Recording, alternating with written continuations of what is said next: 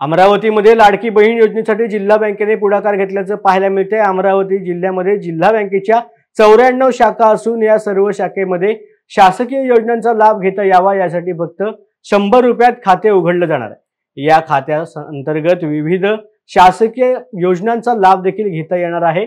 इतर बँकेमध्ये खाते उघडण्यासाठी 1000 रुपये लागतात। या पार्श्वभूमीवरती जिल्हा बँकेने हा निर्णय घेतला असल्याची माहिती बँकेचे उपाध्यक्ष अभिजित ढेपे यांनी पत्रकार परिषदेमध्ये दिली आहे।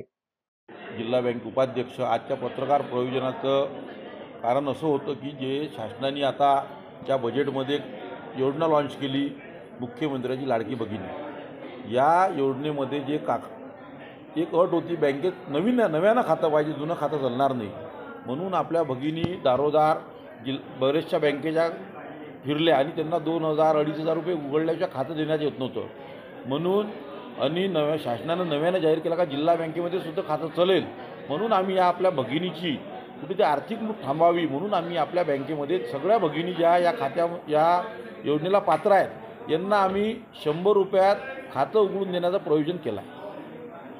पत्रकार परिषद जेणेकरून आपल्या माध्यमातून आमच्या भगिनीपर्यंत हा संदेश पोहोचावा व त्यांनी या योजनेचा लाभ घ्यावा आणि स्वतःची आर्थिक पिळवणूक थांबवावी यासाठी याची पत्रकार परिषद। खातं खोलण्यासाठी किती रुपयाचा भरावा लागेल?